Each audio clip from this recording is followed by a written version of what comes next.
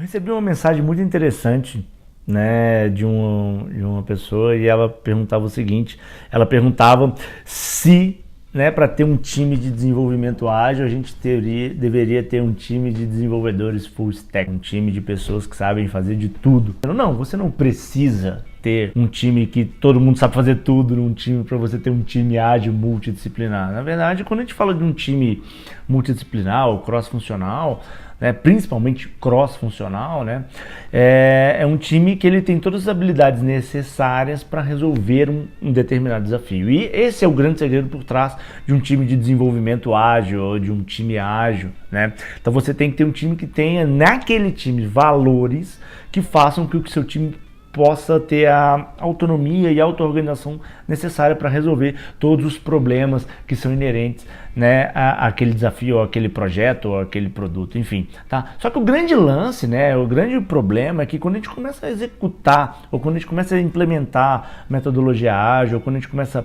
a trazer e tracionar o time, né, montar um time ágil, a gente tem um grande problema que é exatamente essa questão da multidisciplinaridade, né?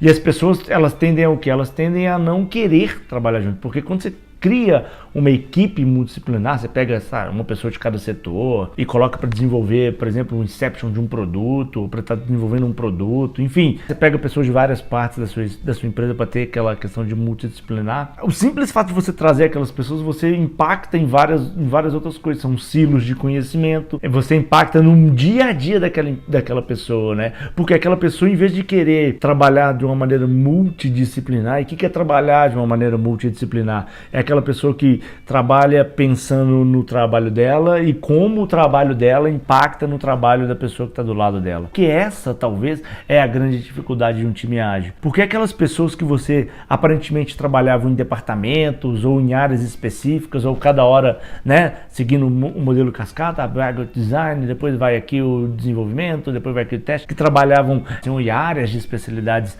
distintas, né, essas pessoas, elas tendem a achar que um dia é eficiente de trabalho, elas tendem não, elas acreditam e têm certeza disso, que um dia eficiente de trabalho delas foi um dia que elas, por exemplo, o designer lá, que ele só fez design. Para o desenvolvedor, um bom dia de trabalho para ele é um dia que ele codificou muito, ou seja, se for parar para pensar, uma planning para ele, poxa, podia estar desenvolvendo isso aqui já de uma vez, podia estar fazendo isso, enfim.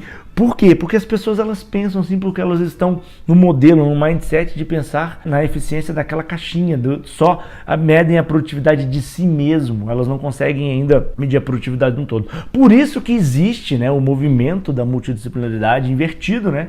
Quando você coloca todo mundo para praticar a multidisciplinaridade, a primeira reação do seu time é aquilo: mas eu fiquei muito mais improdutivo, eu não consigo ser produtivo dessa maneira, o meu trabalho depende do ciclano, o ciclano depende do beltrano, quer saber, eu prefiro fazer do meu jeito aqui, eu faço o meu e te entrego, você faz o seu e te entrega. É uma tendência natural a voltar naquilo. Por quê? Porque as pessoas se sentem, num time multidisciplinar, elas se sentem ineficientes no primeiro momento. Por quê? Porque elas acreditam que ser produtivo é fazer só o que elas sabem. Porque elas só faziam isso até então e era um bom trabalho até então, gerava resultado. Só que o grande ganho da multidisciplinaridade, na verdade, não está no seu trabalho, no trabalho do desenvolvedor que só faz o desenvolvimento, que só coda, no designer que só faz as telas, as interações pensando no usuário, no QA, no teste, só pensa em como fazer aquilo.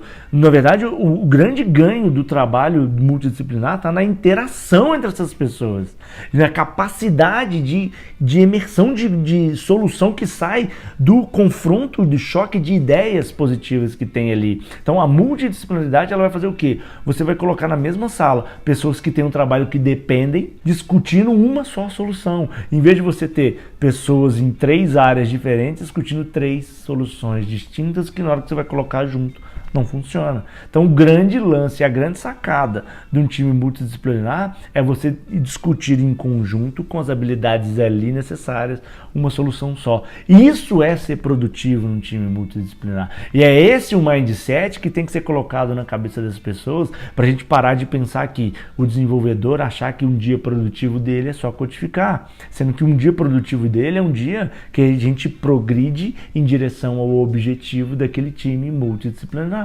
Né? Às vezes ele não vai codificar um dia inteiro, às vezes ele nem vai codificar um dia, mas ele vai conseguir dar tanta atenção pro QA do time que vai conseguir alavancar várias outras coisas, ou vai dar tanto insight pro designer que ele vai conseguir fazer uma interação, pensar algo muito mais, vamos falar assim, aderente àquilo que ele vai desenvolver, ou e vice-versa também vai acontecer, ou seja, a multidisciplinaridade ela vem para dar produtividade, mas o ritmo de produtividade é de interação de pessoas.